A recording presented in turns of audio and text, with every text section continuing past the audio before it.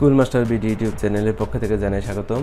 আজকের এই ভিডিওতে আমি দেখাবো একজন সরকারি চাকরিজীবী তার চাকরি শেষে ল্যাম গ্রান্ট বা এককালীন অনুদান, গ্র্যাচুইটি বা আনুতোষিক এবং মাসিক পেনশন কত টাকা পাবেন সেটি দেখাবো। চলুন শুরু করা যাক।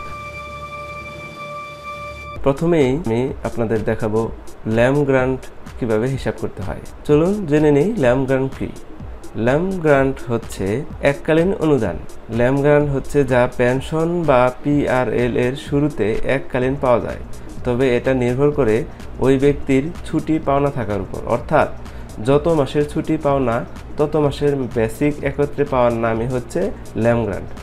তবে এই ছুটি সর্বোচ্চ 18 মাসের বেশি নয়। চলুন একটি উদাহরণের মাধ্যমে ল্যাম গ্রান্টের হিসাবটি বুঝে নিই। ধরুন একজন ব্যক্তির নাম জাহিদ সাহেব, তার জন্ম তারিখ 1/6/1958। তিনি 14/12/1990 খ্রিস্টাব্দ তারিখে চাকরিতে যোগদান করেছেন।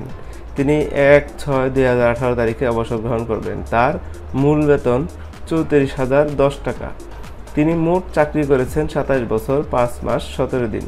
তিনি বিনা বেতনে কোনো ছুটি ভোগ করেননি। তাহলে তার প্রাপ্য ল্যাম গ্রান্ট কত হবে? তাহলে আমরা চলুন ল্যাম গ্রান্টের হিসাবে যাই। তাহলে জাহিদ সাহেবের কত টাকা এককালীন ল্যাম গ্রান্ট পাবেন সেটা হিসাব করতে গেলে প্রথমে আমাদের ল্যাম গ্রান্টের সূত্রটি জানতে হবে। ল্যাম গ্রান্টের সূত্রটি হচ্ছে চাকরিতে সর্বশেষ মূল বেতন গুণ অর্জিত ছুটি। আমরা দেখে নেই চাকরিতে মূল বেতন তার কত ছিল। তার চাকরিতে মূল বেতন ছিল সর্বশেষ 34,010 টাকা। তাহলে 34,010 টাকা যদি তার চাকরিতে সর্বশেষ মূল বেতন হয় এবং অর্জিত ছুটি যেহেতু 18 মাসের বেশি নয়, তাহলে আমরা হিসাবটি করে নেই। 34,010 গুণ 18 এবং ফল দাঁড়ায় 6,12,180 টাকা। এটি হচ্ছে ল্যাম গ্রান্ট বা এককালীন অনুদান। তাহলে জাহিদ সাহেব তার চাকরির শেষে পিআরএল এর শুরুতে 6,12,180 টাকা ল্যাম গ্রান্ট পাবেন। এখন চলুন পরবর্তীতে যাই গ্র্যাচুইটি বা আনুতোষিক। আমরা প্রথমে জেনে নেই গ্র্যাচুইটি বা আনুতোষিক কি। পিআরএল শেষে সরকারি চাকরিজীবীরা এককালীন যে টাকা পান সেটা হচ্ছে গ্র্যাচুইটি বা আনুতোষিক। আমরা ল্যাম গ্রান্ট বুঝলাম। ল্যাম গ্রান্ট হচ্ছে পিআরএল এর শুরুতে, আর পিআরএল শেষে চাকরিজীবী এককালীন যে টাকা পান সেটি হচ্ছে গ্র্যাচুইটি বা আনুতোষিক। একটি উদাহরণের মাধ্যমে এই গ্র্যাচুইটি বা আনুতোষিক আমরা হিসাব করব।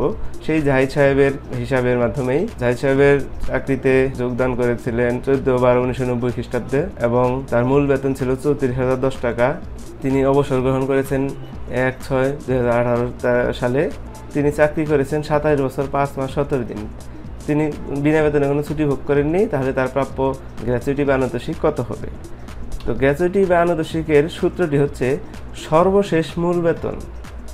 অর্থাৎ জাহিদ সাহেবের সর্বশেষ মূল বেতন ছিল 34,010 টাকা এবং তারপর হচ্ছে গুণ সর্বমোট চাকরির জন্য পেনশনের নির্ধারিত হার। সর্বশেষ চাকরির জন্য পেনশনের নির্ধারিত হার এটি সরকার কর্তৃক নির্ধারিত। এটি আমরা দেখে নিই কত।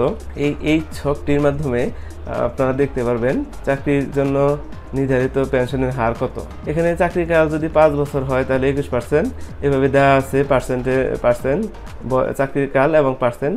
এখানে জাহিদ সাহেব যেহেতু 27 বছর চাকরি করেছেন, তাহলে চাকরির কাল তার 25 বছর হলে 25 বছর এবং তার উপরে হলে 90% পেনশন পাবেন।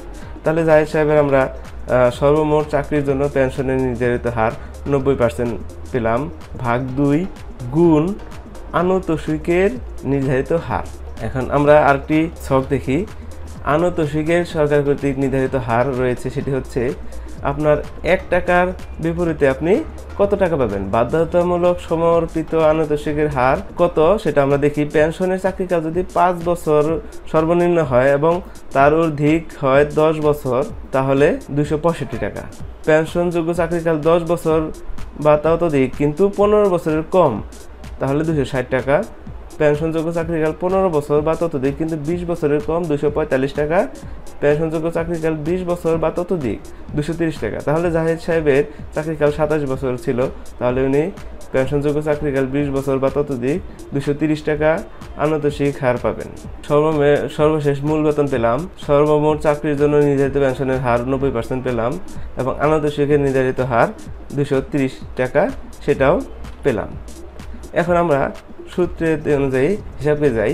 জাহিদ সাহেবের এককালীন গ্র্যাচুইটি বা আনুতোষিক হবে, গ্র্যাচুইটির সূত্র হচ্ছে সর্বমোট মূল বেতন গুণ সর্বমোট চাকরির জন্য পেনশনের নির্ধারিত হার ভাগ 2 গুণ আনুতোষিকের নির্ধারিত হার।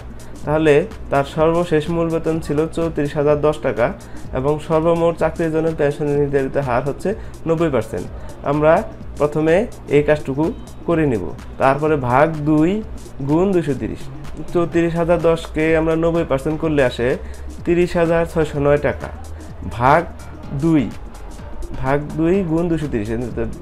30,609কে 2 দিয়ে ভাগ করলে হয় 15,304.5 টাকা গুণ 230, 35,20,035 টাকা উনি আনুতোষিক পাবেন।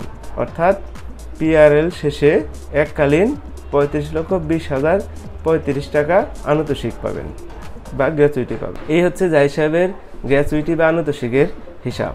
এর পরবর্তীতে আমরা যাব পেনশনের হিসাবে।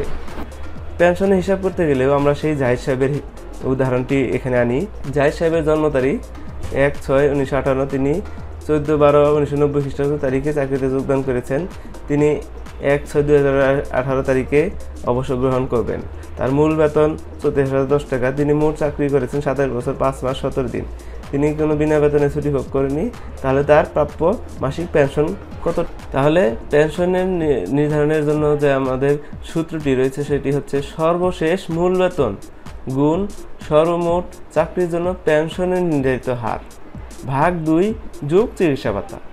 তাহলে সর্বশেষ মূল বেতন আমরা পেয়েছি, সর্বমোট চাকরির জন্য পেনশনের নির্ধারিত হার আমরা এর আগেই দেখেছি।